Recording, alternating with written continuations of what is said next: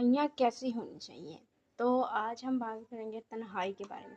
کچھ مطلب اگر کوئی بندہ پرہیزگار ہو، بڑا ہی تقوی گزار ہو، بڑا ہی تقوی والا ہو، نمازیں پڑھتا ہو، روزے رکھتا ہو، لیکن اگر اس کی تنہائیاں ویسی نہ ہوں، اس کی تنہائیاں گناہ سے بھری ہوں، تنہائیوں میں وہ گناہ کرتا ہو، تو پھر اس کا کوئی فائدہ نہیں۔ ہمارے پیارے آقا حضرت محمد صلی اللہ علیہ وآلہ وسلم نے ارشاد فرمایا کہ کچھ لوگوں کی نیکیاں بروز قیامت پہاڑوں کی طرح ہوں گی اور روئی کی طرح اڑا دی جائیں گی۔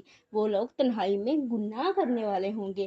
تنہائی میں پتہ چلا ہے کہ قرب کتنا مطلب ہے، کتنا پرہیزگار ہے، تنہائی میں ہی پتہ چلتا ہے۔ تو واصف فرماتے ہیں، جناب واصف فرماتے ہیں، قبر میں انسان کی وہی حالت ہوگی جو تنہائی میں ہوگی۔ دیکھیے وہ بندہ کتنا پیارا ہوگا جو تنہائی میں ہمارے پیارے حضرت محمد صلی اللہ علیہ وآلہ وسلم کو یاد کرتا ہوگا۔ کتنے